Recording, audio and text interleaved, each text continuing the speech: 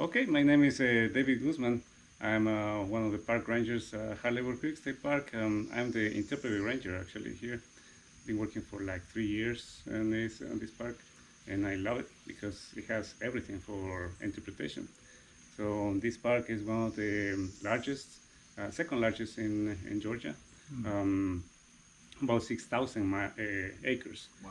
And we have two lakes, we have a golf course, we have mountain bike trails, equestrian trails, 20 miles of equestrian trails. Wow. We have nature trails, of course. And so for interpretation, there's a lot of opportunities. We used to do every year our junior ranger camps. We're very successful with more than 20 kids every time, and what we try to use is our resources at the maximum. So we offer, and we still offer, kayak programs, paddling programs, and years ago they were successful because we used to offer them at night mainly. So moonlight, paddling under the moon, or stargazing, or meteor showers from the kayak. They were very successful. That's cool. And many other activities, hiking, educational activities, water ecology, you name it. Everything is possible here. So, as an interpretive ranger, give us a picture of what does that mean? Interpretive ranger. Is that what your position That's is, my right? position. Yeah. Yeah. What I do is I create programs that could be educational and entertaining for the general public, especially for young ages. So I also promote these programs using social media, newspapers, any way to promote them. And then I execute the programs, such as the kayaking programs. I'm being helped by volunteers, depending on the number of attendees that we have. Sometimes last year we used to have to 30 people on a paddle program. So it requires a lot of work. Yeah, I'll say. Interesting. So what does a typical day look like for you when you're out here? I know, given that we know each other, neighbors, how often do you work? You get like Sundays and Mondays off, or how does it work with your schedule? And what do you do on any given day? Yeah, well, basically I work when other people are enjoying their free times. So, yeah, normally I work on Fridays and Saturdays are my busiest days. And then lately I've been working also on Sundays because I've seen that that's when a lot of people have opportunity to go and explore, especially lately. Yeah. And then, of course, I work from Tuesday, Wednesday, Thursday. So my typical week is from Tuesday to Saturday, Tuesday through Saturdays. So my days off they used to be normally Sundays and Mondays, but sometimes I work on Sundays as well. Yeah. So with the advent of COVID-19, how have you seen visitation numbers change, or have there been any changes? Yeah, actually the visitation numbers have increased to the parks per se. Yeah, so with some restrictions, people know that the parks are open areas, nature, so they can come with their families and enjoy. Not necessarily they need to be in close proximity with other people, so that's what they like it. And we've seen that many of the state parks have a boom of visitation. Sometimes they had to close, their gates because their capacity was surpassed. Yeah. But that was not the case with our park. Our park is big enough, and everything is so spread out. Probably you find out that coming down here. Yeah, right. It's a lot bigger than I thought it was, for sure. Yeah. So yeah, people can go to the equestrian trails, 20 miles of equestrian trails. Others can go to the mountain bike trails, 16 miles on the other side of the park. Other people go to the golf course, A lot of people come to the beach, and the beach is big enough for more than 1,000 people, But for the beach, we try to keep the numbers controlled. So anything over 300 people, we will have to close the beach. Yeah. How do you monitor by number? the number of cars. Okay. Yes. So over 100 cars, we will have to close the beach, but that hasn't happened yet. Oh, that's Yeah. Good, yeah. Mm. So how do you see things changing for environmental education or interpretation now that we're in, knee deep in COVID-19 era? So how do you foresee things moving forward? What is it going to look like? There has been a lot of impact for an environmental interpretation. Yeah, because with COVID-19, we are not. We try to minimize, limit the exposure we have, right? So the CDC guidelines are that we need to keep social distancing, 6 feet apart, and that causes a limitation for the interpretation. Also, people are not supposed to touch and share things, and that's a big limitation for interpretation. Right. Yeah. Because a lot of programs that we offer include touching, our sensory, Yeah. use, touching, not always looking, but also listening, So yeah, it poses a lot of difficulties.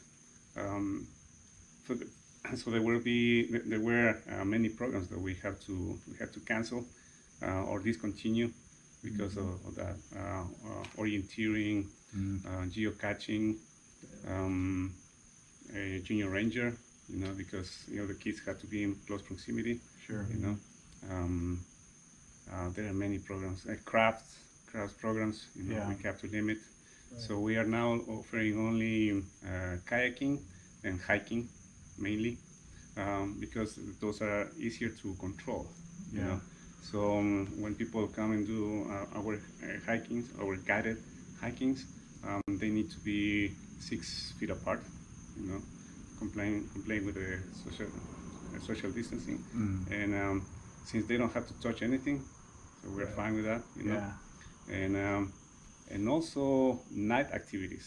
We're not supposed to promote night activities because at night the perception is being reduced. Yeah. So you can't judge Distance. distance. Sure. At night. So yeah, a little bit limited, but we're still doing it. Yeah. So have you all created new programs, or have you modified some of the environmental education programming that you have to be able to accommodate, the different spaces that are required and whatnot? Yeah, well, we're trying to continue offering programs that are easier to manage, don't involve much touching. One of the programs have been, and it's been successful, water ecology, for example. Water ecology, there are some supplies that kids have to use, but they're going to use them only once, and each kid is going to use it. I see. And we can also spread them apart on the lake, so it's not a big problem. Yeah. Where in the beginning, you remember 3 or 4 months ago, or maybe 3 months, when the COVID-19 just started, and it was really hard to. We were not offering any programs at that time. So what we did as state parks was we were creating videos. We created environmental educational videos, I see. to share, up on YouTube. So we created about 6 videos here at this park. Okay. Yeah, one was about using UV flashlights to look for scorpions at night. Yeah, because with all that light, special light, the scorpions glow in the dark. Yeah. So, I didn't know you had them around here. yeah. Well, we've got them at our house. Yeah, we have them everywhere. but because we don't go explore outside, because a lot of people don't know about Sure. this trick, Yeah, yeah, yeah. Mhm. So it's interesting. Another video was about how to cast animal footprints using plaster of Paris. Yeah. You know, educators we know that, but many people don't know. And now that people or families go outside and they explore many times on the trails, they will find animal footprints. Yeah. And knowing how to cast those is like taking a souvenir Yeah. back home. That's neat. Yeah. So were you able to track how many views? Do you feel like your efforts were paid off by the number of views? Yes, we were able to track the number of views. So, for example, animal footprints, it reached up to, well, it had about 3,000 views, you know. Cool. There was another video that we had the help of an expert botanist about pollinator gardens, and she was explaining how to build a pollinator garden. That video is being viewed for close to 10,000 times. Wow. Yeah. Cool. That's good. Yeah. Yeah. And do you think you're going to continue these electronic video, the videos series as well now that, we're starting to change, but Yes, of course. Yeah, we're gonna continue doing because it's a good way to reach out, people and to encourage them to come out to nature. Once they see the videos, they want to explore themselves. They lose their fear they may have, and they want to come. That's good. That's good. What are some of the what have you heard some visitors say regarding the pandemic and coming to the park and people who don't want to social distance or wear a mask? How do you handle those situations? Yeah, there were people that were kind of leery, about it. And the question was, is the trail busy? Is it crowded? Right? So the answer is, well, we don't have only one trail. We have many trails. Yeah. Yeah, here's a map. Yeah. So here's the map, and you may find people in the parking lot. You may find many cars in the parking lot. But once you start hiking, you don't see as many in the trails. That's good. That's good. And so, how many interpretive rangers are there on site here? Only me right now. Last year we used to be a team of two, me as interpretive ranger, full-time employee, and a part-time naturalist. Mm-hmm. Okay. Yeah. Unfortunately, she left. She went to another park, to Fort Yargo, so that position was vacant, and we're gonna hire a new one by February, this last February, but pandemic came over, and all the hirings were stopped. Sure. At that time.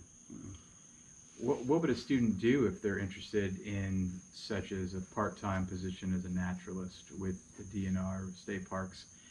What would set them apart to be able to be a good candidate for such a position? What I will suggest is to get involved with the parks, with the state parks, and the best way to do it is just volunteering. Okay. With the state parks, and it's very easy. We have over 60 state parks and historic sites in Georgia. So, there are plenty. Chances are the one state park is close to your house, So, and there are many things with the parks we need, volunteers to do, like trail maintenance,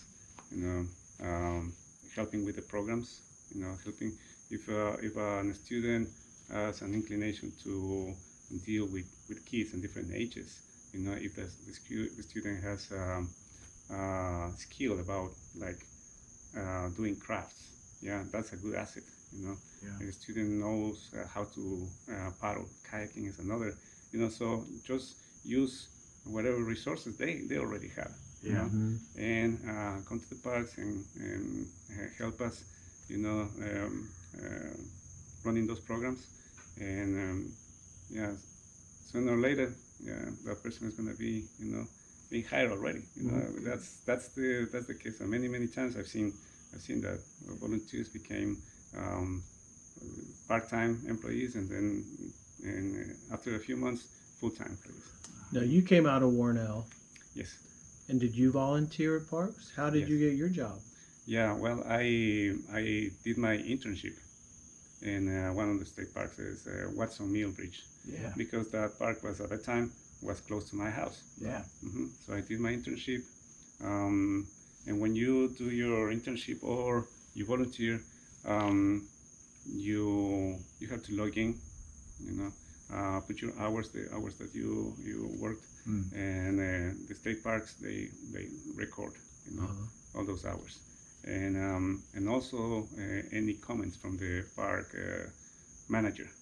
So I got to know that when I was hired for this job, my manager, my current manager, called that manager, asking how well I will perform. I performed during my internship, Yeah. and he did good recommendations, and that's why. That's great. There you go. Work hard and it'll pay off. It pays off, yes. Yeah, good. Well, David, thank you for your time. We appreciate it. And sitting out here in the rainy woods is kind of nice, and we really appreciate you having us out. Yeah. Yeah, thank you for thanks so coming. much, here, David. Let me share some of my experience. It's a wonderful job. Yeah. Good, good. Thank you.